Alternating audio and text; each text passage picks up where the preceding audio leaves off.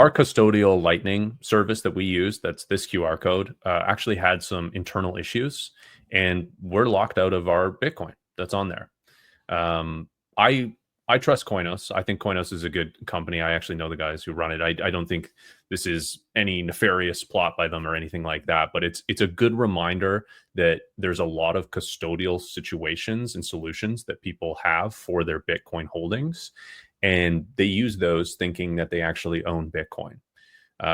Those are claims on Bitcoin. If you have your Bitcoin in a custodial solution, you have a claim that they can decide whether they want to honor that claim by sending you that Bitcoin into self-custody. So yeah, if you don't have 12 words backing up, if you don't have access to the actual private key, if you can't see your wallet address on a mempool, these are things that you need to have to actually own Bitcoin. It's almost like a fiat bank where you have your money in the bank account and the bank has full control of your money. Very similar to this. So if you have your Bitcoin with a custodial wallet, you've given them that Bitcoin. They have permission to move it whenever they want to. We don't think that Coinos is going to do this, but it's possible. We don't know we don't know what their real intentions are. That's my main point. Yes. And I think that one of the benefits of actually owning Bitcoin, taking self-custody of that Bitcoin, having the 12 words, having the private key to that, is you can actually run your own node and you can verify the fact that that is actually your balance on there, whereas you can't do that with these custodial wallets. And that was a really good analogy there, Rajat. Just like having dollars in the bank, Bitcoin in self-custody would be like having cash in your drawer. Same kind of thing. You actually own it. You can do whatever you want with it. You can verify that anytime you want to.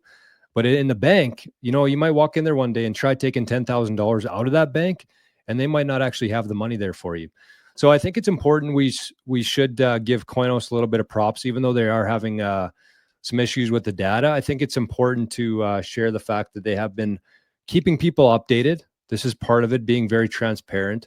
And anybody who's holding a decent amount of Bitcoin in their Coinos wallet, I think is sleeping a little bit better now, especially if you have a larger balance. So you can see here that this is as of, May 14th today. It says we have just re-enabled withdrawals for all users that do not appear to have activity. So they're missing some data. About 1,100 accounts are still unable to withdraw funds that were deposited before May 10th, but should be able to withdraw any funds that were deposited after that time. So it seems like they lost track of who owned what up until May 10th. And then they kind of have an ongoing record again now, but they've basically frozen all the funds that were deposited into Coinos wallet before May 10th. So number one, pretty cool that they're doing this on Nostr. I was very impressed. Like, I don't think they're sharing it anywhere else, but it is good to, keep people, the users, front of mind and keep them informed there. So anything else you guys want to add to this before we wrap her up? Yeah. The other thing too, with Coinos is, they, by default, it's a custodial custodial service that they have, but it's open source, and they actually have on the back end ability to hold your own private keys and use their interface. But because it's not by default, most people don't do that, because it's an additional hurdle to overcome and to understand. And that's the case with Bitcoin in general. Like, you buy Bitcoin on an exchange, it's an additional hurdle to figure out how to send it. And the exchange might not even allow you to send it right away and be like, hey, is this a phishing scam? Or is somebody telling you to send this to a wallet? And block you right away. Like, I've experienced that with so many people I've tried to help. And then it's just like, so then you have to, buy one of these, get a hardware wallet and stamp your seed and figure out all this, right? So by default, Bitcoin is challenging to actually take self-custody with. And solutions like Coinos or many others, Wallet of Satoshi is the same thing. You're still trusting them as a custodial solution.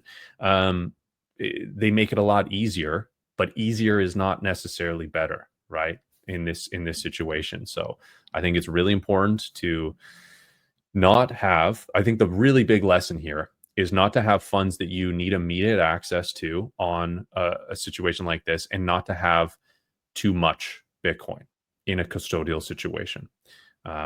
Keep it small, like what you would have in your wallet as far as purchasing power, in your physical wallet. I mean, in cash. Treat it like that, and you should be okay if a situation like this happens, or much worse, a custodial situation that's actually nefariously rugging the people that have trusted them, which is not the case with Coinos. They are doing their best, and I'm sure this will all get rectified. But they're just a small team. They're small, they're just doing their best. Yeah.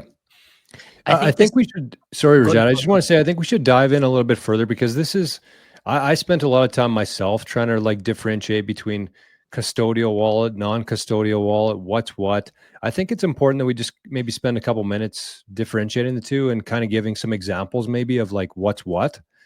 So a custodial wallet would be something where a wallet or a place where somebody else is actually holding the keys to that Bitcoin on your behalf. That's a custodial wallet. A non-custodial wallet would be, you have the wallet, you have the private key, you have your 12 words that you can back up, and that's basically your responsibility. It's not an IOU, that's you actually holding the Bitcoin. So that's non-custodial wallet. Rajat's got the mempool here. This might help us understand a little bit better as well. Yeah, so we see here, if we go into any of these most recent blocks, we can see there's always going to be a Coinbase transaction here. So if we go into any of these addresses, let's say, for example, if we go into this one's the one that got the reward. Go to this address, we can see there's $12 million worth of Bitcoin there. So this is probably a pool. Let's see. It's a ant pool. So they own $12 million worth of Bitcoin in this address. Technically, this Bitcoin doesn't belong to them. It belongs to does this belong to the people who are giving the hashing power to ant pool? That's correct. Yeah. So that's going to be, well, pools. It's not paid out directly to them. It's more of like a calculation based on their hash rate.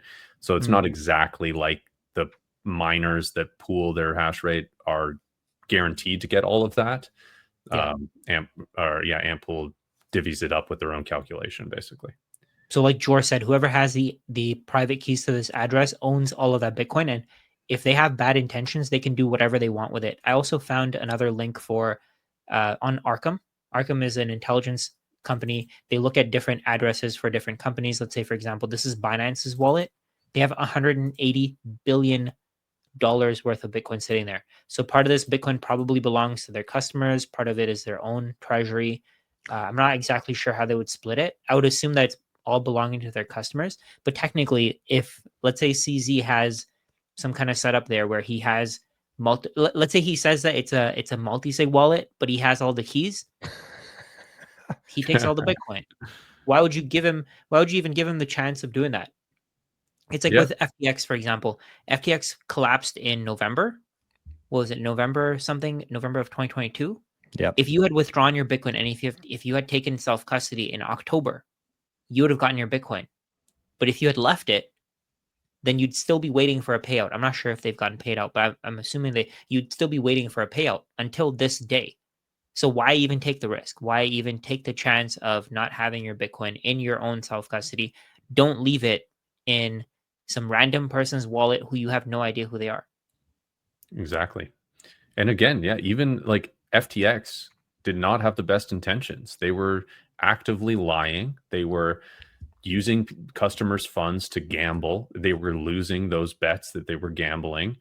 And Coinos has the best intention. They want merchant adoption. They're doing great work, and even they made a mistake, and now our funds are locked. They had the best intentions. So it really there's no substitute for self-custody. There really isn't with this asset.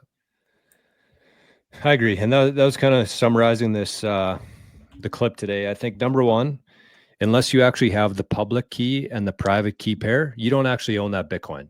Just doesn't matter what you want to call it, unless you actually have the private key and the 12 words to unlock that Bitcoin.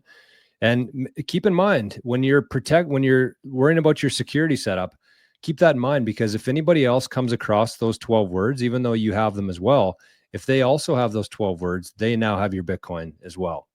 So just be very aware of where you're storing your private keys, your 12-word backups around your house, because again, if anybody comes across that, they don't have to hack anything. They don't have to enter a PIN. They can literally just take those 12 words, put it into a different wallet, and they now have your Bitcoin. So be aware of that. Number 2 is be aware of how many sats you're keeping on these Lightning wallets for custodial wallets. I would say as a threshold, like, I don't know, Forrest said, what's in your wallet? I agree with that. Maybe for a number though, like 100,000 sats, once you get over that, maybe move it into an AQUA wallet or into your cold storage, something like that. I would say it depends on what your expenses are going to be like. So let's say, for example, if you run a company and you need like 10 million Satoshis and you're paying your employees, right? It depends on the context. So if For sure. If you I'm talking like the average person, the average Bitcoiner person, out right? there. Yeah. Right. Yeah. Keep it a limited amount. You're right. And then the third point I had was like, we're talking about this as if it's horrible to leave your Bitcoin on an exchange. And long term, it is. But Bitcoin on an exchange is better than zero Bitcoin. So if that's something that's kind of like preventing you from taking the first plunge into Bitcoin, your Bitcoin's going to be okay on an exchange like Coinbase, ShakePay, whatever it is. Just don't leave it there. Don't have that as like your end goal. You're just going to buy it and leave it there. Buy it there. You can leave it there for a bit, but take action to actually learn about self-custody. Get yourself a hardware wallet like a COLDCARD, a Keystone wallet, a Jade, whatever that is. But don't rush it, because you might screw something up, but that might even be worse than, what we're talking about here. So that's kind of my summary. Do you guys have any closing thoughts on it? I think that was well said. Okay. So for the last time, if you don't own the private key, if you don't have your 12 words, it's not your Bitcoin. And even though Coinos is down, we can't withdraw. We can still receive some. So that QR code right beside Forrest's head there, that is our Maple Bitcoin Lambo fund. We're not there yet and we're locked up, but we'll get there one day. So if you've been enjoying our stuff, if you appreciate what we're doing here, that's the easiest way to do it. And if you don't mess around with QR codes, you can also send it to Maple Bitcoin at speed.app, also a custodial wallet. So thanks, fellas. We'll catch you on the next one.